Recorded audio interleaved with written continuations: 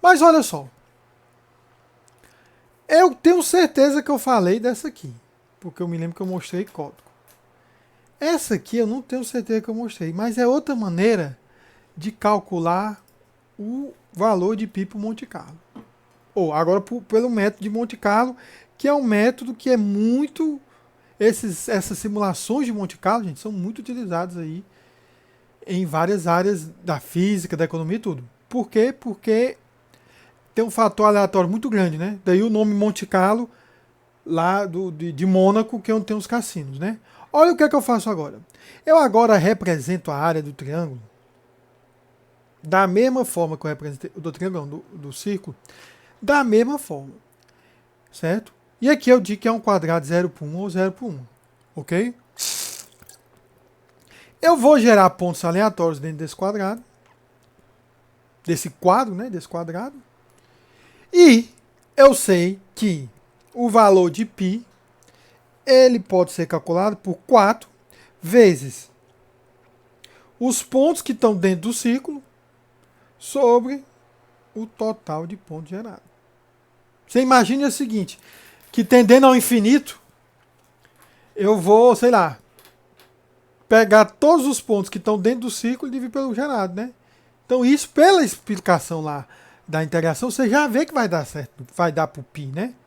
Ok? Só há um pequeno problema. Os geradores de número aleatório, rand ou random, não são reentrantes. Como assim, professor? Cada invocação a essas funções acessa uma variável, uma estrutura global, certo? Que serve como base para a definição do número aleatório. Isso é o famoso seed, né? Como se fosse a raiz do algoritmo aleatório. Se mais de uma thread executa o corpo dessas funções, não há controle de seção crítica na variável global. Ok? Portanto, eu achei que eu tinha desbloqueado isso, mas... enfim. Portanto, se eu não tenho controle, eu tenho o problema da seção crítica, né? Nós precisamos de uma função que use o número base para seed diferente em cada thread. Certo? Que não é aleatório de fato, é o famoso pseudo-aleatório. Ok? E como é que a gente fez isso, gente? Nós definimos essa função aqui, ó.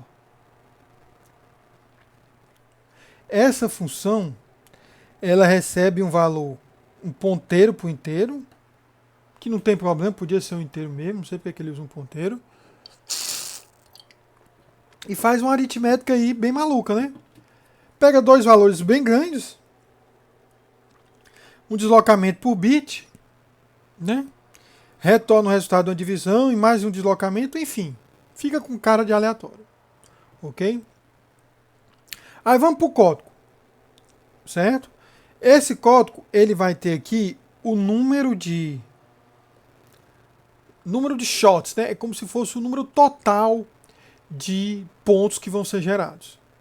Isso é algo que é informado pelo usuário. Ok? Ele cria um vetorzinho, o seeds. Esse seeds vai ter que tamanho? Ele vai ter o tamanho que é a quantidade de threads máxima que está sendo criada em cada região paralela. Não necessariamente você está criando essa quantidade máxima, mas se precisar, aí estaria colocado, ok?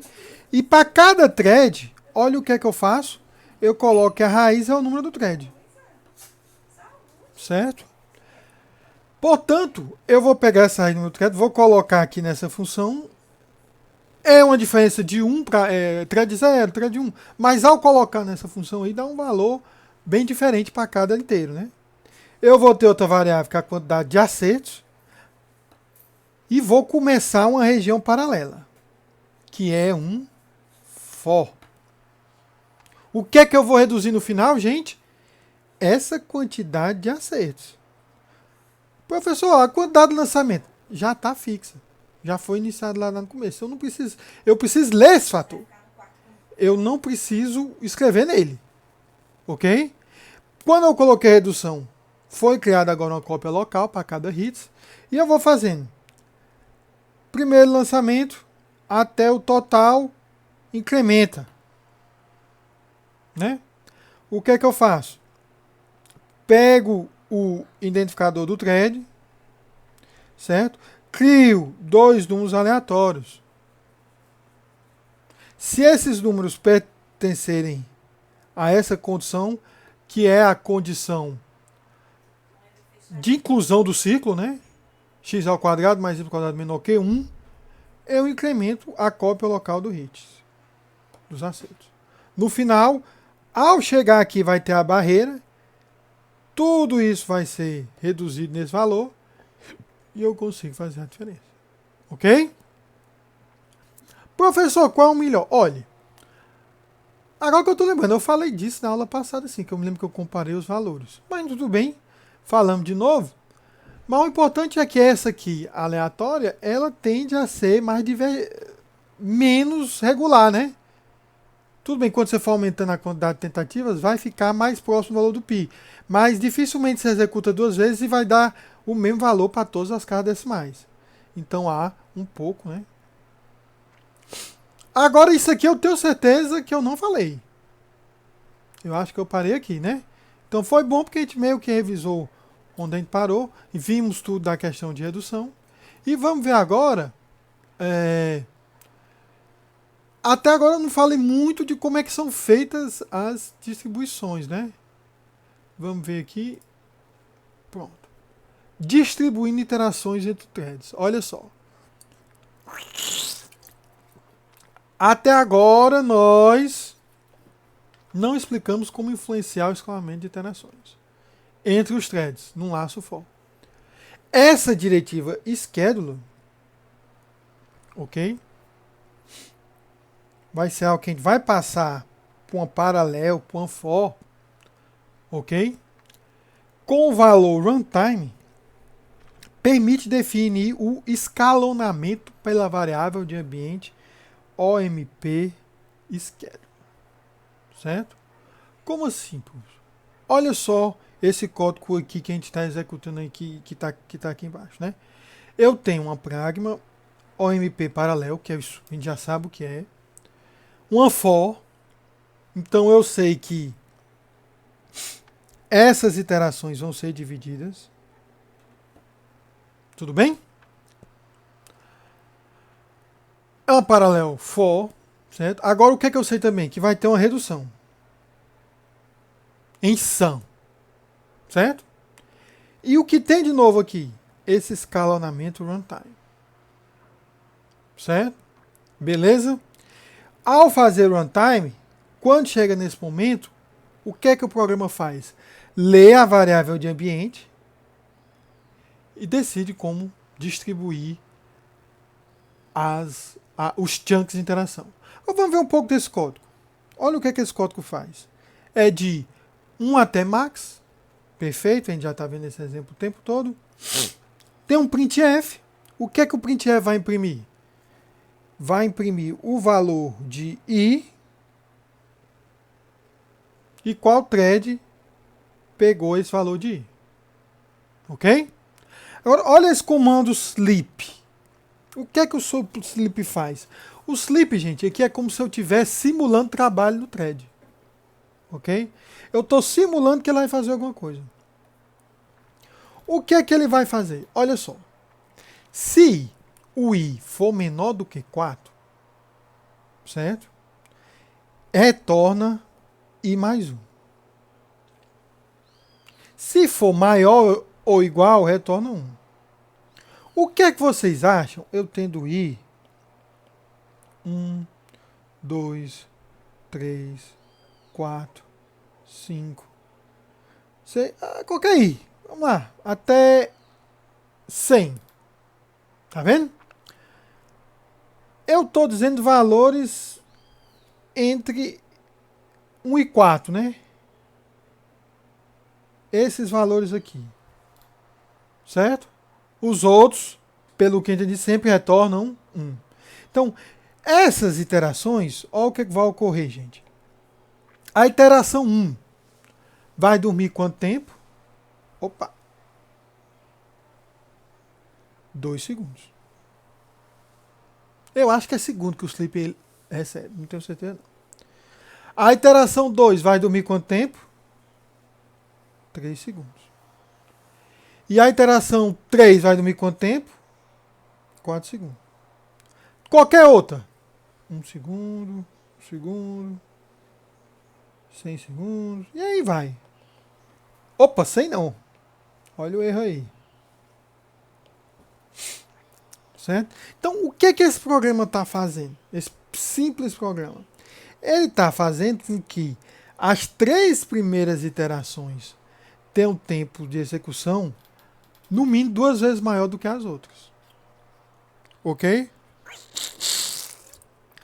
Beleza? Eu botei 100, mas na verdade, para a gente ver, a gente vai botar um valor menor. O que é que vocês acham?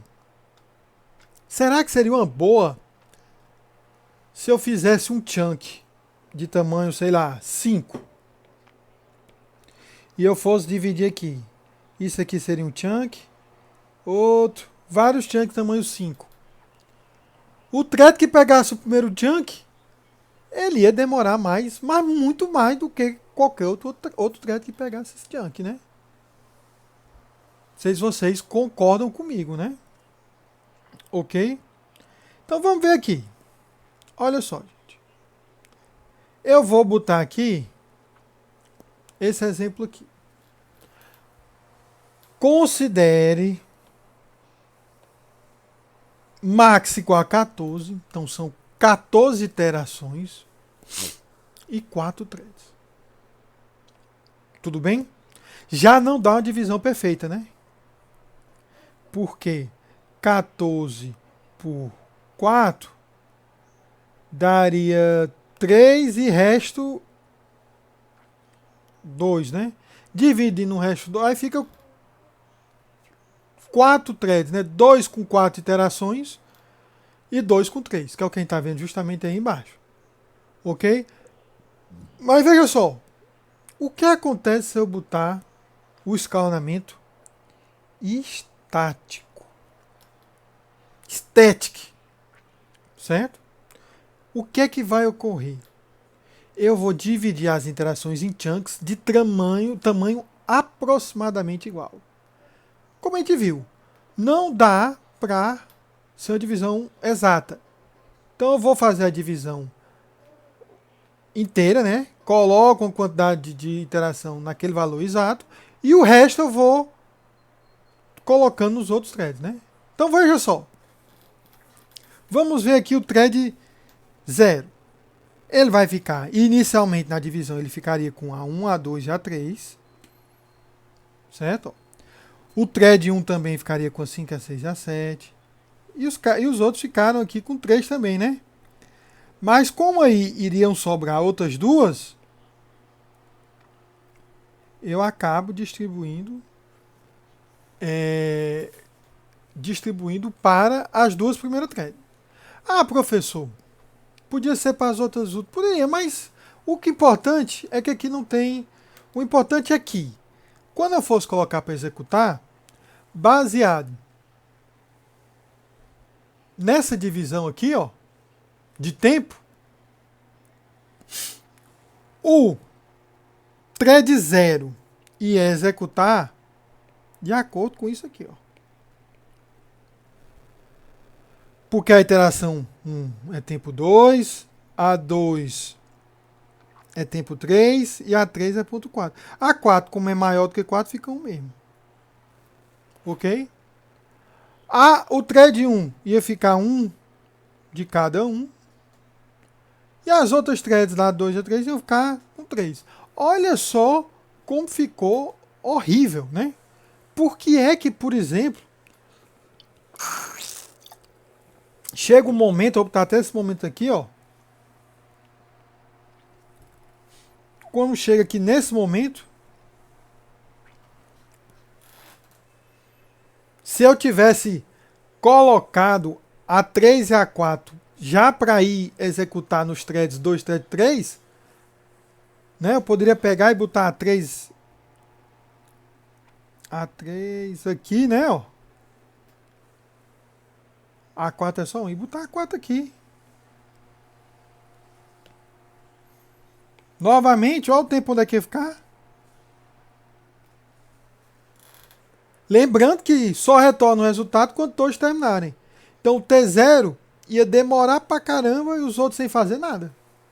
Enquanto se eu permitir uma divisão mais inteligente, eu conseguiria ter algum resultado mais rápido, né? Então essa static, ela é boa de ser utilizada quando você sabe que cada iteração vai demorar mais ou menos a mesma coisa. Se a iteração for variar muito de um número para outro, né, tal, isso daí não, a static não é uma boa opção. OK? O que é que eu posso fazer? Eu posso dar uma melhorada na static. Na mesma situação, 14 iterações e 2 threads, eu vou usar a mesma metodologia static.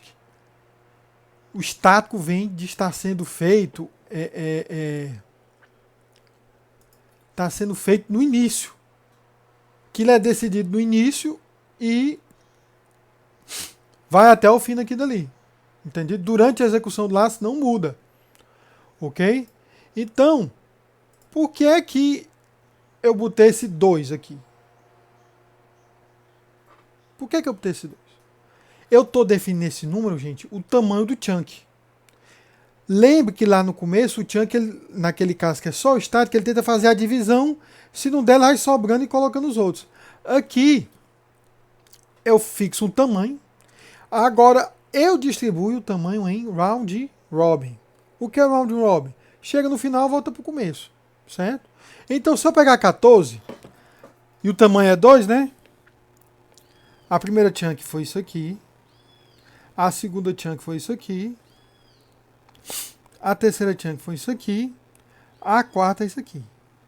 Só 14 por 2 dão 7 chunk, né? E aí? Falta ainda um 3 chunk. Não tem problema. Eu volto lá para o começo, coloco aqui uma chunk. Uma chunk. Uma chunk. 4, 5, 6 e 7. OK? Então, o 2, eu poderia botar o 2 qualquer valor. Se eu botasse o 2 como 1, como é que ficaria?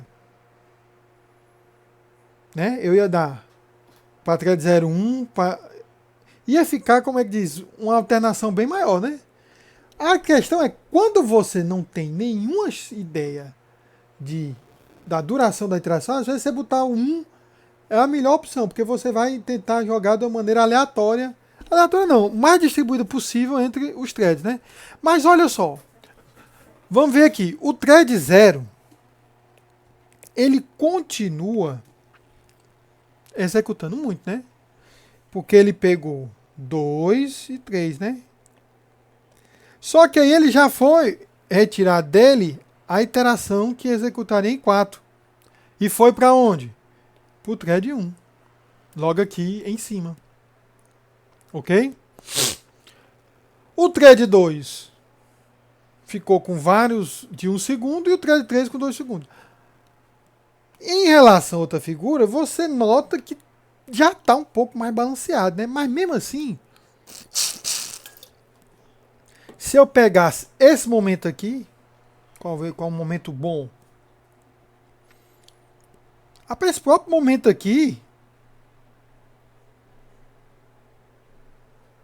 já dava para pegar uma cor dos outros, né? A 3 ficava aqui. Podia pegar a 14, a 1, qualquer uma dessas poderia ser ir lá para o 3, né? OK? Esse momento aqui parece outra ótima oportunidade. Então, colocando o tamanho da chunk, melhorou, né? Mas ainda tem uma questão aí que não está do melhor possível, né? Aí vamos ver aqui. Olha essa aqui agora. Mesma coisa. 14 iterações e 4 threads. Como é que eu estou configurando agora? Eu estou colocando dinâmico. certo? E o chunk de tamanho 2. O que é isso aí? Os chunks agora vão ser criados tamanho 2 e não vão ser atribuídos a threads. Eu vou fazer o seguinte, ó. Eu crio um chunk 1, 2, 3, 4, né, ó. 5, 6, 7, 8, pontinho, pontinho, pontinho. É 14, né? 13, 14. Só que isso agora é uma fila, cuja entrada é aqui e o final, né? O aterramento é aqui. Eu crio os 4 threads, cada um acessa a fila e pega um chunk. É nesse nível aqui que pega um chunk e começa a executar. Óbvio que o thread 0, aí se supõe que o thread 0 ficou pronto primeiro, mas a gente sabe que não é assim. Quando eu coloco dynamic, gente, começa a ficar o escalonamento, ele vai, toda vez que você executar pode ser diferente. Certo? Pode ser diferente, não tem como você garantir que vai ser a mesma coisa não. Certo? Aí olha agora, o thread 0 pegou o 1 e 2. Foi azarado, né? Ele vai executar aqui, ó, tá aí o cara executando por 2 e por 3. Mas será que ele foi azarado mesmo? Porque o logo em seguida pegou o 3 e o 4, né? E o 3 ele é bem expressivo. O 2 pegou várias de tamanho 1, mas ele pegou sempre da primeira vez? Não. Ele começou a fazer nessa daqui, certo? E logo em seguida o outro pegou essa daqui. Quem terminou primeiro pegou essa daqui. E assim que o outro terminou, pegou essa daqui. Como o thread 2 tinha começado primeiro, ele acabou pegando essa última. Então, na verdade, eles vão consumir na fila. Consome, consome, consome, consome, consome. E vão executando. Tinha espaço para melhorar ainda? Olha, ainda tinha espaço para melhorar. Certo? Você poderia fazer algo bem aqui, ó.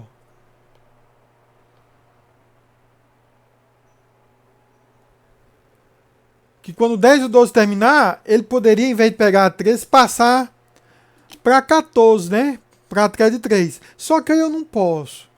Por quê? Porque isso daqui é um chunk indivisível. Ah, professor, e se eu fizesse Dynamic 1? Certo? Aí tudo bem. Mas aqui a gente fez 2. Certo? E qual o valor ideal? Tudo. Olha, isso aí também você não pode ficar botando muito pequeno. Porque tem toda essa questão de cache e tudo. Começa a complicar, entendeu?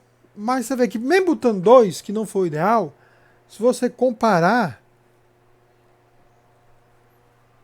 com os outros, o balanceamento de carga está muito melhor. Né? Sendo que o primeiro caso terminou em 10 segundos, o segundo em 7 e esse em 6. Com algum pouco mais de mágica, talvez terminasse em 5, mas de 10 para 6, gente, já é quase um speed up de 2, né? Ok? Ok? Entendido? Estamos entendendo aí? Bora lá, né? Naqueles exemplos que eu estava falando, se passava a instrução do escalonamento através de uma variável de ambiente. Mas você também pode colocar lá na definição do código. A diferença é que você não pode mudar quando for executar o código, né? Se você fosse querer alterar com algo que está codificado, você tem que compilar de novo, né? Ok? Mas olha só. Schedule static chunks de tamanhos iguais, né? Schedule static chunk size, tamanho do chunk. Schedule dynamic chunk size, dinâmico, tem uma pool, uma fila, mas cada thread só pode retirar por vez chunk size de iterações, né? Schedule out. Deixa o compilador, o ambiente, o SO decidir. E schedule runtime, que é o que quem está usando, utiliza a opção definida pela variável de ambiente. Na ausência da diretiva, o comportamento é alto. Deixa o compilador decidir. Ok? Opa, pera aí. Deixa eu ver aqui, gente. Se eu tenho esse código. Se eu digitei esse código aqui. Vamos ver aqui. Eu acho que não. Não coloquei. Fibonacci Print Max? Não, não, não. Mas será que seria difícil adaptar isso, algum desses códigos? Deixa eu ver. For inicial, integra pass, paralelo loop no for, PPP. Eu acho que não seria difícil. Syntax, deixa eu ver se é syntax aqui. Não, não. Teste que é outra cor que a gente vai ver. Certo? Vamos ver aqui. Olha, o código. A gente não vai conseguir perceber o tempo, né, gente? Porque então, tempos são muito curtos, né? Mas talvez até perceba. Cadê o código? O código é esse aqui, né? Mesma cor max.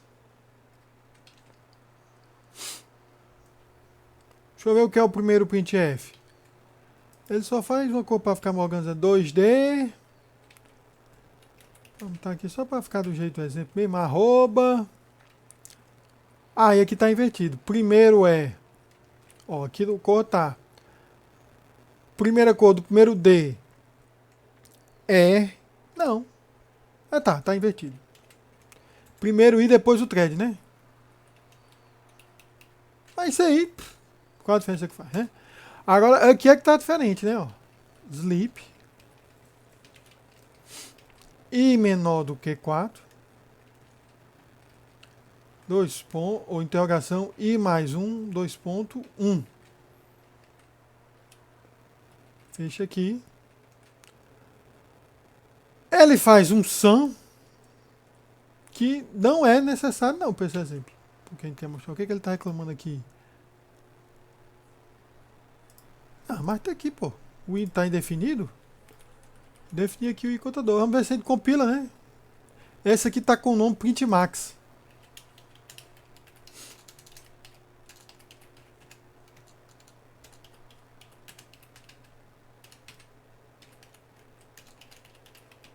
Vamos ver. Opa. Onde é que tem o sleep, hein?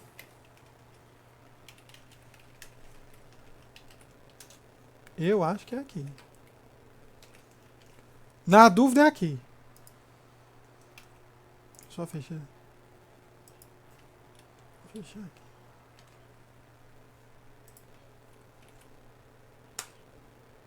Não, não é.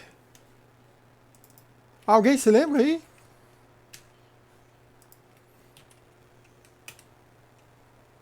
Ah, não, peraí.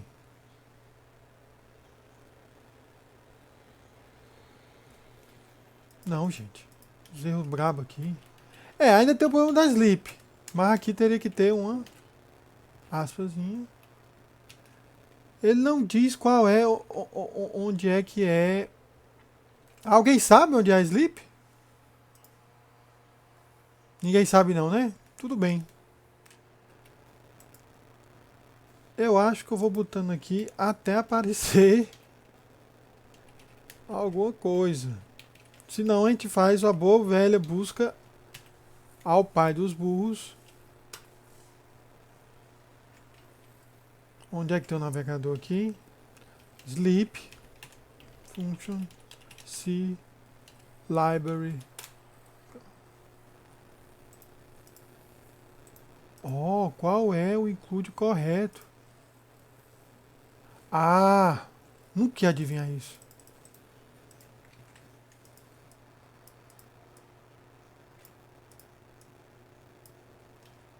Pronto, agora vai. Olha aí. Beleza. A gente está usando aqui no exemplo Cadê? 14 max igual a 14. Que é o que vai ser aqui, porque a máquina eu tenho 4 threads, né?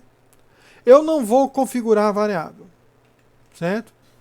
A variável não configurada, ela vai ficar com o... Deixa eu ver aqui onde é que ele diz. Na ausência da diretiva, o comportamento é, é parecido com alto. Pronto.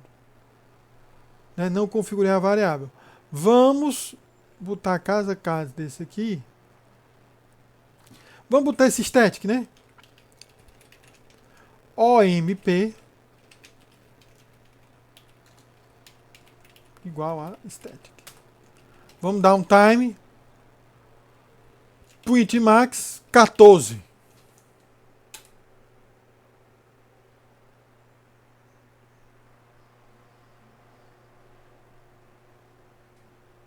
Opa. 10 segundos, né? É isso mesmo? É, olha aí. Dá mais ou menos 10 segundos mesmo. Vamos ver aqui o que ocorreu. O primeiro é a iteração. Ó. Certo? Aí realmente fica fora da ordem, né? O 9, aí, o thread 2 pegou a iteração 9. Mas o que, é que a gente viu? Ó? Que o 0 pegou a 1. Que o 0 pegou a 2. O 0 pegou a 3 e a 4. Não por acaso o 0 é que aparece por último. Por quê? Porque a 1, a 2 e a 3 foram bastante lentas, né? Ok? Entendido? Então realmente ficou parecido. Agora, qual era a outra opção? Vamos ver aqui a outra opção. Eu vou botar o static 2. Então a tendência é que dê mais próximo de 7 segundos. Né? Coloquei aqui, vamos lá.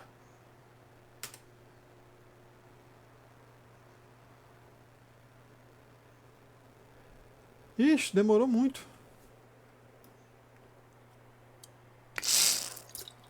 O mesmo 10, né? Vamos ver se realmente ficou diferente. O 0 pegou 1. O 0 pegou 2. Não, não mudou não.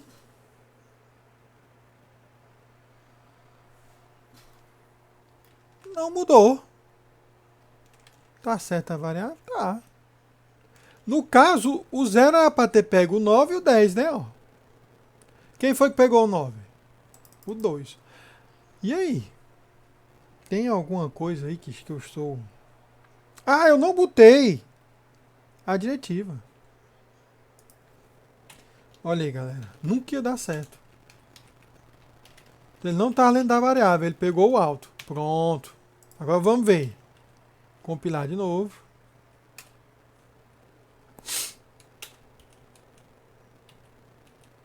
Compilado, né? Vamos lá.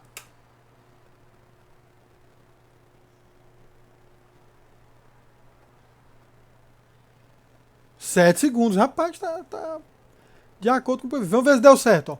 O 0 pegou 1. O 0 pegou 2. O 0 pegou 9, pegou 10. Ó. Se você for ver aqui... 1, 2, 9, 10. O 3 é para ter pego a 7 e a 8 só. O 3 pegou a 7 e o 3 pegou a 8. Tá vendo? Então, realmente eu consegui aí influenciar como está sendo distribuído aí as iterações. Qual é o outro exemplo? Dynamic. Ó, não preciso compilar de novo. Dynamic igual a 2. Ao fazer isso, o tempo eu estou achando que é para dar 6, né? Mais ou menos na casa de 6, né?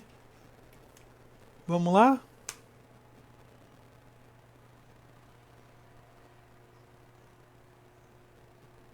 E deu mesmo. Ó, aqui é para ter aparecido o thread 2 várias vezes, né? Ele pegou isso aqui tudinho, vamos ver. 2 pegou o 5, o 6, o 9, o 10, o 13 e o 14. do 5, o 6, o 9, o 10, o 13, o 14. Está correto. Certo? Então você vê como com essa diretiva Schedule, você consegue influenciar como as iterações são distribuídas entre os threads. Certo? Nisso daí, claro, eu fiz aqui, né? Runtime. Eu poderia fazer assim, ó. Aquela mesmo que eu coloquei lá, ó, podia ficar aqui. Ok? Poderia. Qual é? Olha, sempre tem essas duas maneiras. O bom de fazer runtime é que você pode compilar só uma vez e ir testando, né? Aí você já, professor, mas qualquer coisa eu mudo e compilo. Lembre-se, esses nossos programas são pequenos. São exemplos, né? Se você for fazer, eu quero ver para um programa enorme, com vários trechos de código, qual é a melhor, melhor escalonamento, se compilação demora minutos, é melhor compilar só uma vez e ir configurando no tempo de execução através da diretiva, ou da variável de ambiente. Ok? Nisso daí, gente, vamos ver esse exemplo aqui, ó. Conjunto de motherboard. O que é isso? Primeira coisa, controle de expectativas, certo? Nós não vamos gerar essa imagem bonita aí que ele mostra no lado, não. Ok? O conjunto de motherboard, você vai realizando iterações, certo? E a cada iteração você vai verificando se determinado ponto de um plano cartesiano pertence ao conjunto ou não do motherboard. Mas, em determinado momento você diz ele pertence, tudo aí você coloca uma cor. Mas a cada momento você tem como perceber uma possibilidade dele pertencer ou não. Que aí são os tons de escuro, né? Ok? O cálculo em si, gente, o significado desse conjunto matemático, para nós não é importante não. Ok? Mas olha só. O cálculo do conjunto motherboard consiste em definir quais pontos, certo? Pertencem a um conjunto no universo dos complexos. Nós temos a seguinte definição. M, né, que é o conjunto motherboard, é igual a um ponto C. Esse ponto C é um número complexo. Ok? Em que Z de N, o limite superior de Z em N, é menor ou igual que 2. Então esse Z de N eu compilo ou computo em função de um Z de N menos 1. O Z de N menos 1 eu computo em função do Z menos 2. E esse 2 aí foi o que eu escolhi. Podia ser qualquer outro. Mas eu vou fazendo iterações no valor desse número complexo, sempre menor ou igual que 2. Quando for 2, beleza, faz parte do conjunto motherboard. Quando ainda não foi, eu mostro esse tom mais aqui escuro, mais claro, né? Ok? Em que o Z0, o ponto inicial é 0. E olha essa que é a equação importante aqui que esse conjunto está dizendo. Ó. O próximo Z é igual ao Z anterior ao quadrado mais C. Certo? Então eu vou fazendo esse cálculo. Então não é mistério. Todo mundo sabe que o Z ele é uma parte real imaginária. Certo? Eu vou fazendo esse cálculo, multiplicando, somando mais uma constante C. Certo? Enquanto for menor do que 2, beleza, não pertence. Quer dizer, na verdade pertence, né? Até chegar ao 2. O que acontece é que o nível de escuro, né? O nível na fila determina o número de iterações necessárias para definir se o ponto pertence ou não ao grupo. Então, essa parte escura, bem escura, significa que já calculei, já pertence. As outras significa que eu estou chegando lá. Ok? E o que acontece? A tendência é gerar essa forma geométrica aí bem interessante. Ok? Nós não vamos mostrar essa forma porque nós queremos ver o paralelismo. Não estamos na questão da API de interface gráfica. Certo? Olha aqui o código. Ok? Esse código aí é só o trecho do paralelismo, né? Tem outras coisas aí mais de inicialização e tudo, que depois a gente vê. Mas, ó. Olha só. Pragma OMP paralelo for. Vai paralelizar um for. Só que ele vai fazer o seguinte. Ele vai usar o quê? Colapse. O que colapse significa? Ele vai pegar essas duas iterações, dois fors, e tratar como se fosse um for bem grande, né? Quantas iterações vão ter esses dois for? I size vezes J size. É isso? E aí ele vai, desse total, distribuir entre os threads. De acordo com o quê? De acordo com o valor da variável de ambiente. Tá ali, runtime. Ok? O cálculo que ele faz? Ele pega, começa em que inicializa o C, né? Ok? Ah, professor, de onde é que veio isso? Essas variáveis ele determina no começo do programa por seu ponto inicial, né? Aí ele vai calcular aqui no número de iterações, né? Quantas iterações ele vai fazer? Isso vai ser controlado pelo valor que eu informo, que é o máximo de iterações. Então, esse programa, ele não para. Ele executa até tanto e diz quem é que já está e quem não está no conjunto. Ok? E qual o cálculo que ele faz? É esse cálculo aqui, importante. Ó, que é calcular o quadrado. Ok? Aí o que ele faz depois? Ele vai colocar isso num novo número e vai dizer que para a próxima iteração, esse novo número vai ser o antigo para a próxima, né? Ok? E vai executar. Só que eu estou vendo interação dentro desse laço aqui, né? Porque entre as iterações do laço exterior, elas são independentes. O que é que eu vou fazer? Eu vou atualizar o número de iterações necessárias aí numa estrutura, numa matriz bidimensional, certo? Professor, essa matriz bidimensional, ela é compartilhada? Olha, ela só vai ser atualizada por um thread. Ah, professor, mas aí ela está pegando por IJ. Mas veja, esse I e esse J, como eu estou distribuindo as duas variáveis com colapso, quem vai pegar um determinado valor de IJ é apenas um thread. Ok? Entendido? Se nós usarmos... eu não vi isso aqui na prática. Certo? Ele argumenta que se eu usar static 100 no lugar de apenas static, o speedup melhora em 30%. Se eu botar dynamic 100, melhora ainda mais. Isso ocorre porque cada IJ leva uma quantidade de trabalho diferente. Isso é fato, né? O IJ, se você for ver esses cálculos, ele vai levar uma quantidade de trabalho diferente, né?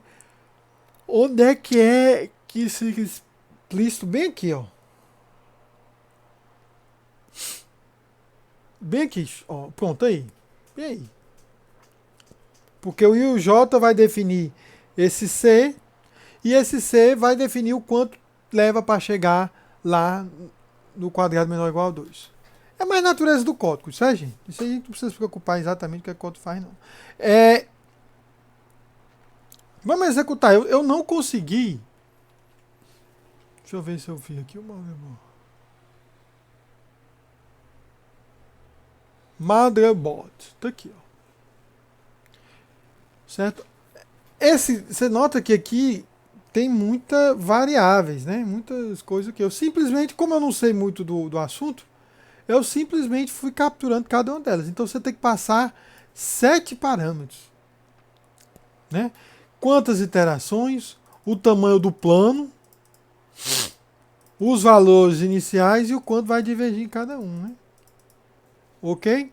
E definir esse laço aqui para inicializar uma matriz que é a figura, que seria uma matriz I size por J size.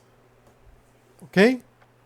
Uma vez feito isso aí, eu chamo aquele código exatamente como está lá. Certo? E só no final, eu não vou mostrar a figura, porque eu não fiz nenhuma interface gráfica, Mas agora que eu lembrei, são 7 parâmetros. Certo, vamos brincar aqui. Tá runtime, ó, já tá runtime. Ok? Eu vou botar para ser estático.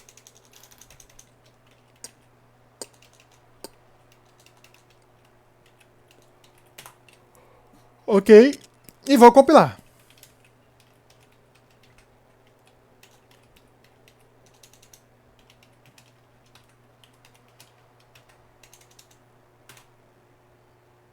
Podia ter setado o estado depois. O negócio é lembrar quais são esses 7 parâmetros. Ó, o primeiro parâmetro é a quantidade de iterações. Vou botar 1000. Vou botar um plano 100%. E eu vou botar o valor tudo 1.0, que são esses valores aí. Deixa eu só ver se executa, gente. Não dá segmentation fault. Executa. Mas o que eu acho é que executa muito rápido, entendeu? Então não dá pra gente ver ganho. Vamos medir aqui. Eu botei para não imprimir nada, né? 22 segundos, ok? Vamos tentar aqui. Vamos botar 10.000 iterações. Ver quanto é que aumenta. 24. 10.000 iterações, 100, 1000 por 1000. Vamos aumentando aí porque a gente quer que demore, né? Vamos aumentar mais, né? Vamos aqui botar 100.000 iterações. Um plano de 100.000 por 100.000. Aqueles outros dois, os outros parâmetros, não influenciam muito não, gente, eu acho. Porque eles só são somados, eles não são índices de laço. Então, eu acho que vamos ver aqui. Vamos botar uma cor que dê pelo menos. Opa! Ah, aí. Já deu um tempo legal, né? Um segundo é uma cor que a gente consegue. É algo que a gente consegue piscar o olho, né? Ok? Vamos mudar. O que é que ele diz que dá? Quanto é que ele diz que é o que dá um ganho? Absurdo. Static 100. Static 100. Vamos fazer o seguinte, eu só vou executar mais uma vez. Ó, realmente, 0,9. Ó, tá na casa do 1 segundo. Vamos botar aqui. Essa aqui, né, que a gente tá fazendo, ó. Aí vamos botar export OMP schedule igual static 100, né? E vamos tentar executar agora. Foi piorar.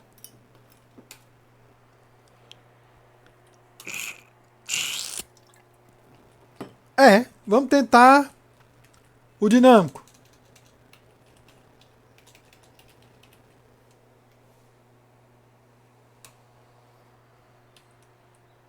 Vamos lá.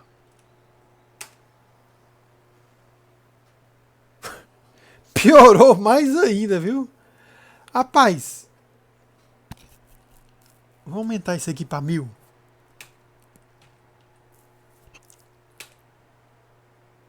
Ah! Então é isso. Talvez o exemplo 100 que ele estivesse usando fosse para valores pequenos. Deixa eu botar aqui, ó. Pronto. Nesse caso aqui, são 100.000 iterações. Eu estou botando o chunk agora 10.000. E dinâmico. É. Diminuir um pouquinho, né? Deixa eu ver se essa diminuição. Vamos botar aqui. Não aumentar não, porque se eu aumentar aqui, tá 10.000. Se eu botar mais um zero, já vai para 100.000. Vamos botar de 20.000 e 20.000. Né? Vamos ver o que ocorre aqui. Eu não estou satisfeito com isso aí, não. Mas eu acho que a gente não conseguiu fazer isso da maneira correta porque eu, de fato, não entendo o que é que esse Thunderbolt faz. Mas, a grosso modo, daquele exemplo mais básico lá que a gente viu, se o tempo que cada interação leva for estático, né? igual de uma interação para outra, usa os modelos estáticos. Se a quantidade de tempo que uma interação leva e for altamente imprevisível, certo? Você coloca um modelo dinâmico. Ok? Certo? Esse foi o exemplo do conjunto de Malibor e foi questão de mostrando como é que a gente pode influenciar o escalonamento das iterações entre os threads. Não é isso? Vamos adiante. Equivalência entre paralelo e paralelo for. Isso aqui, gente, é mais uma curiosidade. Porque o que eu quero, o que a gente vai mostrar aqui? A gente está usando o paralelo for para distribuir automaticamente as iterações. E nós mostramos como usar tanto as diretivas quanto a OMP Schedule para influenciar isso aí. Mas eu quero ter um controle total do que está sendo feito. De que thread I executa interação múltiplas de I, sei lá, uma coisa desse tipo. Você pode tirar o for, certo? E fazer tudo com paralelo. Só sabendo que o que o paralelo te oferece é a criação automática de threads, né? Então, em teoria, você não precisa usar o for. Não precisa. Sabendo o número de iterações, você poderia calcular manualmente o que cada thread irá fazer. Certo? E eu posso implementar com isso o escalonamento que eu acho mais adequado para a minha aplicação. Certo? Mas se eu fizer isso, toda otimização que o compilador estivesse fazendo por conta própria na redução, vai se perder porque ele faria utilizando o fato de saber que é um for, certo? Então agora ele não vai saber que é um for, ele vai deixar para o teu cargo fazer como tu acha melhor, entendeu? Então nisso daí, ficou um pouquinho menor aí, mas olha só o que é que eu estou fazendo aqui. Eu estou pegando a quantidade máxima de threads que podem existir na zona paralela. Só para ficar mais tratável, exemplo, eu estou vendo que se a quantidade de iterações não for dividido pela quantidade máxima de thread, né? Se não for divisível, retorna 1. Porque eu não quero ser 14 e 4, eu quero que seja 16 e 4, 24 e 4, 20, eu quero uma divisão direito, né? Calculo define esse vetor sums TS. Aí eu crio como é que diz? A OMP paralelo sem o for. Tá vendo que não tem um for? Certo? Então se eu fizer, por exemplo, max igual a 16 e threads igual a 4, que seria um caso típico, quando chegasse na paralelo, o que é que eu vou fazer? Ó?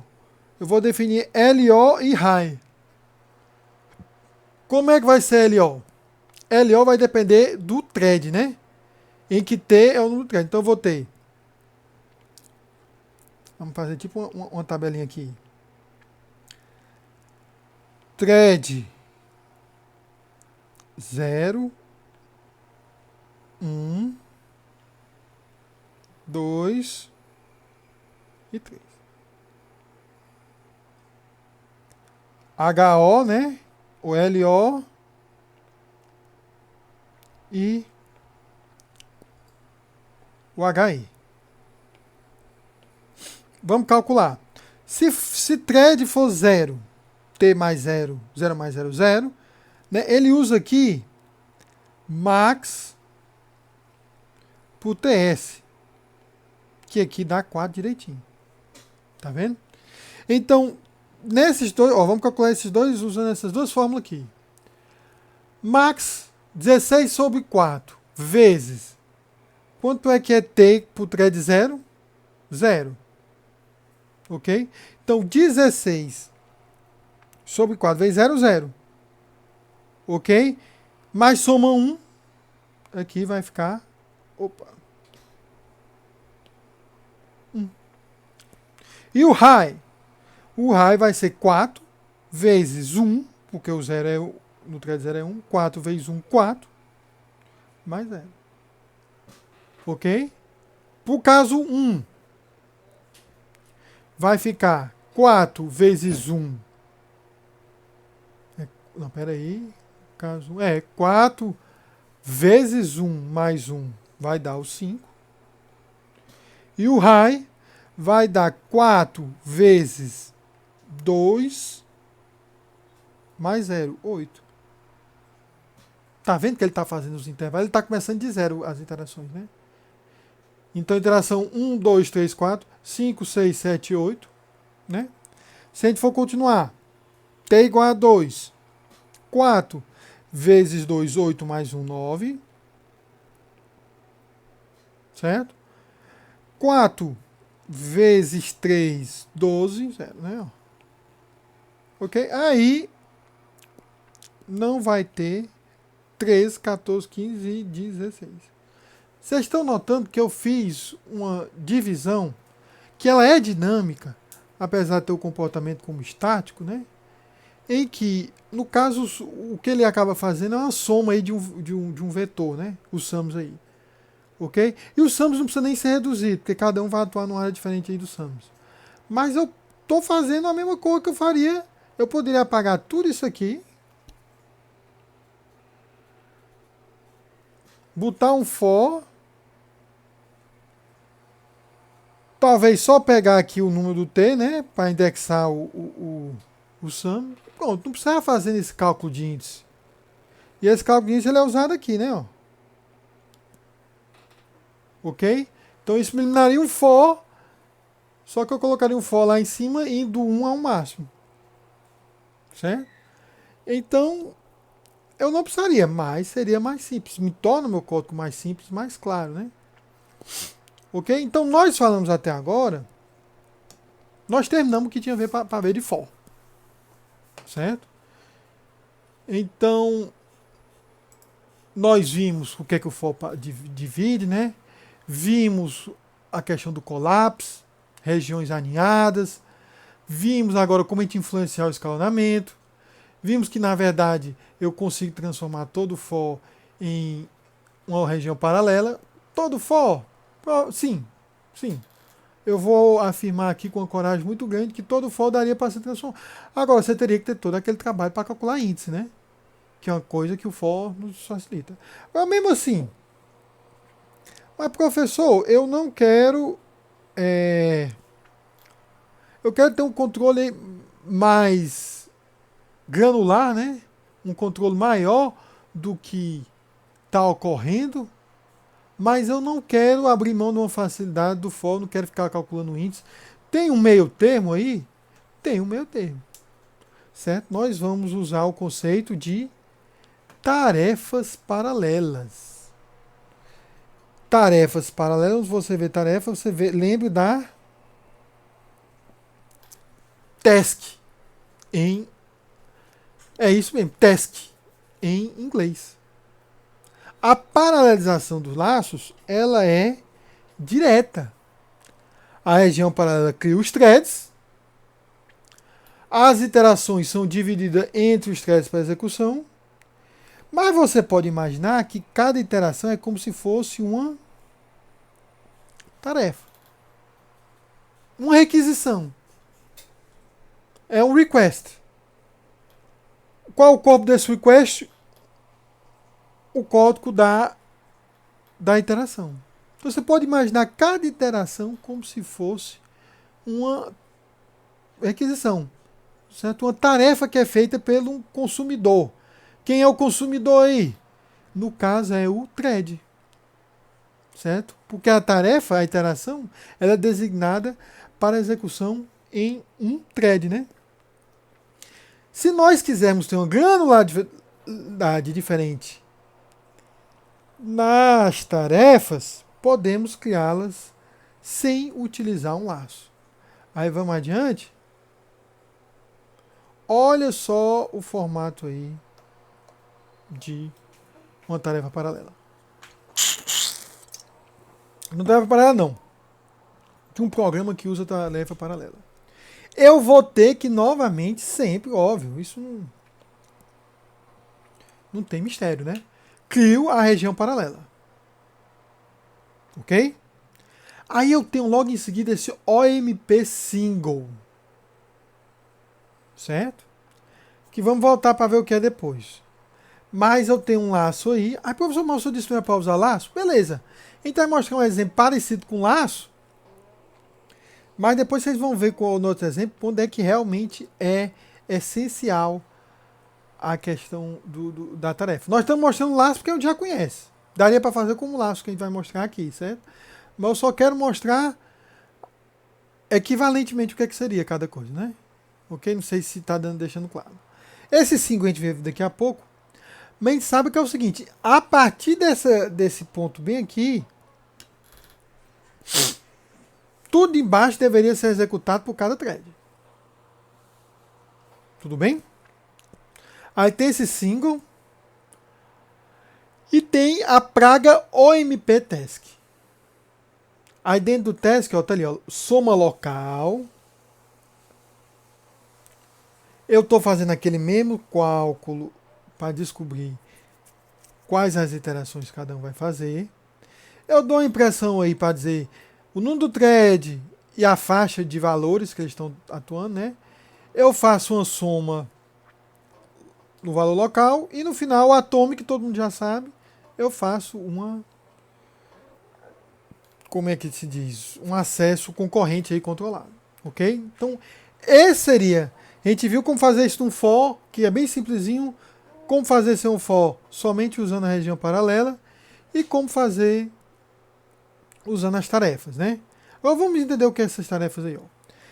Tanto tasks quanto max vão ser fornecidos pelo usuário. Max é a quantidade de somas, né? E task vão ser a quantidade de tarefas. Calculamos em LO e HI quais interações, entre aspas, na verdade, qual partição lá do espaço de tarefas vai ser executado por cada thread. Aí olha aqui, muito importante aqui. Toda vez que uma diretiva pragma task ela é encontrada, uma nova tarefa é criada. E não significa que é um novo thread. Não é um novo thread, gente. É uma nova tarefa. Então imagine como ele está executando um for. Toda vez que esse for inicia, ele não encontra uma task. Certo? Toda vez ele não encontra uma task? Encontra. Então toda vez ele cria uma thread. Ou uma thread não, desculpe. Olha a confusão. Estou fazendo confusão que eu estou alertando para vocês não fazer. Ele cria uma tarefa. E essa tarefa, ela fica na fila das prontas esperando um thread lá e consumir ela. Ok? Mas, como eu só quero, no caso, criar uma determinada quantidade de tarefas, né? Tasks. O que é que eu faço? O laço for, ele é executado através da diretiva single. O que a diretiva single faz? Ela garante que só uma thread, qual? Não importa, só sei que é só uma, executa o bloco em seguida, que no caso é o laço, criando as tarefas. Então essa região paralela, o laço é executado por um thread, provavelmente o thread 0 master. Esse thread 0 vai criar task tarefas, certo? E deixa lá soltas para executar. Ok? O que é que ocorre? Ele vai criar a tarefa, o laço cria a tarefa e ele não bloqueia no final esperando a tarefa terminar. Certo? Ele criou a tarefa, ele volta para o começo. É como se eu desse uma criação de tarefa não bloqueante. Eu crio e executo. Vai executar, rapaz. Não quer saber, não. Quando é que vai ter uma barreira? No final da região paralela onde a tarefa foi criada. Certo? Então não é no final aqui. Por acaso, nesse exemplo, não tem muita coisa para fazer, né? Depois do for. Mas, se tivesse outras cores lá embaixo, entre essas duas últimas chaves, as tarefas criadas no for poderiam estar executando Ok? E a região paralela continuando. Óbvio que só ia continuar quando, né, as tarefas iam concorrer com o resto da. Enfim, isso me permite ter um controle bem grande. Fica parecido como se eu tivesse mesmo meio que um mini SO dentro do meu OpenMP, em que a tarefa são os processos para executar nos threads que são os meus processadores, né? Ok? Então isso dá um poder muito grande, certo? Aí aqui explicando. Tarefas. Quando eu chamo a Pragma OMP Task, o que é que ocorre? Vai ser criada uma tarefa, que será eventualmente designada uma thread, certo? O que é que eu posso ter aqui como cláusula das tarefas? Eu posso ter uma cláusula final e uma expressão lógica. O que é uma expressão lógica? Maior, menor, um i, um igual. E qual é o significado disso? Se a expressão for avaliada para verdadeiro, não são criadas novas tarefas. Para que é isso? Eu posso botar o seguinte, olha, eu vou fazer a soma de um vetor. Se esse vetor for menor que 100, não cria tarefa não. Executa logo na tarefa principal. Por quê? Porque não vale a pena criar tarefas para dividir um trabalho que é só 100. Não, mas se for maior do que 100 mil, então beleza, pode criar tarefas. É isso que eu estou fazendo. E o que é o if? Expressão lógica. Se a expressão for avaliada for verdadeira, a tarefa sendo criada suspende a criadora. Como assim? Chegou no if, certa situação está ocorrida, então a nova tarefa vai começar a executar bloqueando a anterior. A outra anterior só vai continuar a executar quando a que for criada finalizar. Para que isso, gente? Às vezes pode ter algum algoritmo de recursão que vai criando tarefas à torta e à direito, né? Então você quer ter uma situação de controle só para dizer, a partir desse momento, bloqueia quem está criando tarefa e deixa o trabalho prosseguir para só depois executar. Tá entendendo? E a execução única, que foi o que a gente viu, a single, garante que apenas um thread executa o bloco. No caso, voltando aqui, só um thread poderia executar o laço. Porque só um thread ia estar criando tarefas. Se eu botasse cada thread para criar, eu ia criar max vezes tasks, tarefas, né? Que pode ser o caso, pode ser o interesse disso aí, tudo bem? Vamos adiante. Olha esse exemplo aqui. Primeiro, deixa eu voltar aqui. Esse aqui está fazendo soma task, né? Deixa eu ver se eu digitei aqui.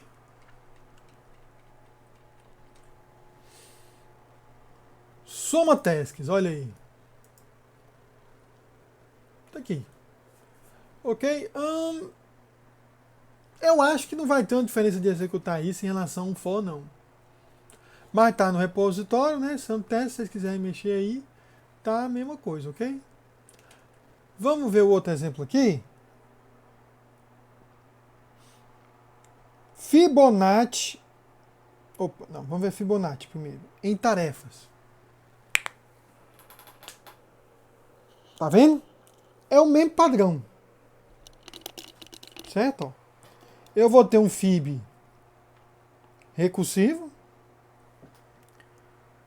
Ok? Vou ter a região paralela. Vai ter um único thread criando as tarefas. E toda vez que aqui é criada uma tarefa nova. E qual vai ser a tarefa? Simplesmente imprimir, chamar Fibonacci para o número, né? Ok? Novamente, né? Você tem que ver o seguinte: criar uma tarefa não é criar um thread. É criar uma requisição que vai ser mandada para um thread. Certo? Então, laços paralelos podem ser transformados em emissões de tarefas, né? Uma única thread criará as tarefas. Aqui as threads mais rápidas são criadas primeiro, né? Por que isso ocorre? Porque o n menor vai chamar um fib n com n menor e vai calcular mais rápido, né? Ok? Dá para fazer o contrário? Dava. É só fazer Nzinho começando de máximo até 1. Então já é um controle maior em relação ao for, né? Entendido? Ok? O próximo exemplo, que é o cenário mais interessante, para usar tarefas, é quando a gente não sabe o número de iterações. Quando é que a gente não sabe o número de iterações? Quando você vai fazer algo no estilo Quicksort. O Quicksort você não sabe quantas iterações vai rodar inicialmente. Porque você não sabe o estado do ponteiro ou do vetor ser ordenado. Se ele já tiver todo ordenado, tem um número lá fixo mínimo de ordenações ou de iterações, né? Você não sabe, vai ser trocas, né? Ok? Aí você pode dizer, professor, mas dá para pensar, transformar? Dá, você calcula a complexidade do Quicksort, então dá para você ter uma noção, né? Mas naturalmente você pensa nela como recursiva. E não é muito comum você chegar em uma cadeira aí de estudo de dados, for para o cara mostrar logo o Quicksort como laço, né? Dá para você fazer iterativo o Quicksort. Ok? E tem que ter uma previsão com a complexidade, mas seria pensando numa versão. Enfim, seria sair do 27, né? Eu não acho que teríamos abandonar a recursão, não. O Quicksort, sei o que for, ele tem a mesma complexidade, mas ele é mais imprevisível do que uma soma de vetores, do que tudo que a gente está mostrando aqui, né? E nós podemos usar tarefas no lugar do laço paralelo, para manter a modelagem recursiva, que é fácil da gente entender o que está ocorrendo, e ainda assim tirar proveito do. Eu vou deixar a Quicksort para amanhã, certo? Mas qual é o caminho lógico que nós estamos seguindo, né? Região paralela menos, apenas o laço que nos ajuda, o laço que você quer ter um pouco mais de controle do escalonamento, usando o MP Schedule e a diretiva Schedule. Você mostra que você consegue controlar só tendo a região paralela. E para aquele cenário que o laço não é adequado, em que você não sabe quantas iterações vão ter, você tem as tarefas, ok? Amanhã nós voltamos e vamos ver esse Quicksort em tarefas. E praticamente, se der tempo, nós terminamos o OpenMP amanhã, ok, gente? Alguém quiser comentar algo para ficar gravado, não, acho que não costuma ser o caso, né? Nós tivemos aí 3 telespectadores hoje, né? Mas beleza, pessoal. Eu vou parar a gravação. Dou mais um instantinho. Quem quiser tirar uma dúvida ou alguma coisa, a gente fica aí. Se não, a gente continua amanhã. Ok? Vou subir aqui o OBS. Parei a gravação.